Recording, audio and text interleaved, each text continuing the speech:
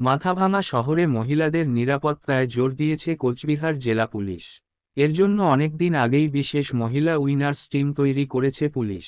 এই দলটি স্কুটিতে করে শহরের বিভিন্ন এলাকায় মহিলাদের সুরক্ষা দেয়। এবার তার পাশাপাশি গ্রিন উইনার্স স্কোয়াডটি বাইসাইকেল নিয়ে মাথাভাঙা শহরে টহল দিতে দেখা যাবে। এই মহিলা উইনার্স টিমকে শুক্রবার কোচবিহার জেলা পুলিশের পক্ষ থেকে মাথাভাঙা থানায় এর সূচনা হয়। 5টি বাইসাইকেল তুলে দেওয়া হয় নতুন উইনার্স দলকে। মাথাভাঙার অতিরিক্ত পুলিশ সুপার অনিমেষ রায় এ বিষয়ে জানান, এর মাধ্যমে পরিবেশ সচেতনতা বার্তা দেওয়ার পাশাপাশি নারীদের নিরাপত্তা আরও সুদৃঢ় করা যাবে। যেসব জায়গায় স্কুটি নিয়ে উইনার্স টিমের যেতে অসুবিধা হয়, সেখানে সহজে পৌঁছতে পারবে।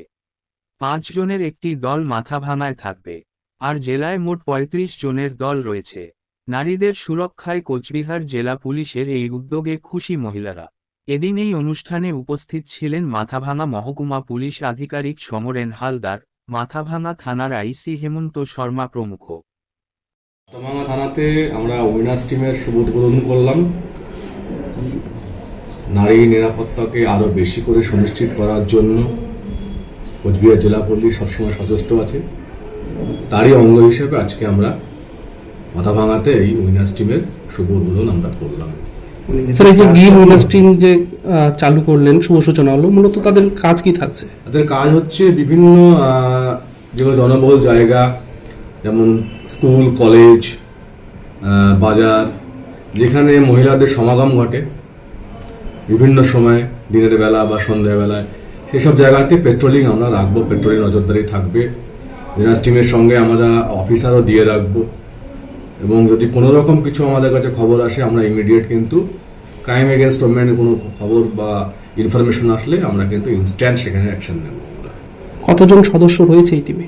আমরা প্রাথমিকভাবে শুরু করেছি 5 জন সদস্যকে নিয়ে এখানে, আর থানা থেকে একজন আমরা লেডি অফিসার আমরা দিয়ে রাখবো। এবং এদের কাজই হবে রেগুলার কোর্সে বিভিন্ন জায়গা তারা পরিদর্শন করবেন, বিভিন্ন জায়গায় তারা পেট্রোলিং করবেন, এতে করে মহিলাদের ভেতরে আমরা আরও বেশি করে তাদের ভেতরে নিরাপত্তাকে সুনিশ্চিত করতে পারি। মাথাভাঙার মহিলারা যারা আছেন তারা যাতে আরও বেশি বাইরে বেরিয়ে আসেন, তাদের নিরাপত্তাকে সুনিশ্চিত করার জন্য আমাদের এই উদ্যোগ। শুধু শহরেই না সীমাবদ্ধ থাকছে না স্যার, অন্যত্র পরে পরিকল্পনা রয়েছে? প্রাথমিক দিকে আমাদের শহরটাকে আমরা ফোকাস করছি, এরপরে আগামীতে আরও আমাদের অন্যদিকে আমাদের ফোকাস আছে, সেদিকেও আমরা নজরদারি চালাবো। এই টিমে যে সদস্যরা রয়েছে তারাই কি তৎক্ষণাৎ পদক্ষেপ নেবে, নাকি আপনাদের ইনফরমেশন আসলে সঙ্গে সঙ্গে আমাদের আরটি গাড়ি যাবে? অবশ্যই আমরা সেটা জানাবো। মানে আপনাদেরকে তথ্য দেবেন যারা সদস্য রয়েছে? অবশ্যই। আর একটা বিষয় আমি বলে রাখি, কোচবিহার জেলা পুলিশের উদ্যোগে আপনারা নিশ্চয়ই এই বিষয়ে ওয়াকিবহাল আছেন, বিভিন্ন থানা এরিয়াতে যে অবৈধ গাঁজা চাষের বিরুদ্ধে কিন্তু অভিযান চলছে। মাথাভাঙা সাব ডিভিশনে যে 3টে থানা আছে সেখানেও কিন্তু আমরা কন্টিনিউয়াস প্রসেস এটা আছে, গাঁজার বিরুদ্ধে রেড চলছে, গাঁজা কাল্টিভেশন যেটা ইললিগাল কাল্টিভেশন আছে। আপনাদেরকে জানিয়ে রাখি যে এর মধ্যে আমরা তাদের রায়াতি মানে রেজিস্ট্রেশনের জমি যাদের সঙ্গে রয়েছে, রায়াতি জমি যাদের নামে আছে, সেখানে যদি গাঁজা চাষ হয় তার বিরুদ্ধে কিন্তু আমরা অ্যাকশন নিয়েছি। ইতিমধ্যে 3টে কেস মাথাভাঙা থানাতে, মাথাভাঙা সাব ডিভিশনে হয়েছে। মাথাভাঙা থানাতে 2টো কেস হয়েছে, একটা নয়ারহাটে আর একটা হচ্ছে নিশিগঞ্জ ওপিতে হয়েছে। আর শীতলকুচি থানাতে একটা অভিযোগের ভিত্তিতে স্পেসিফিক কেস হয়েছে।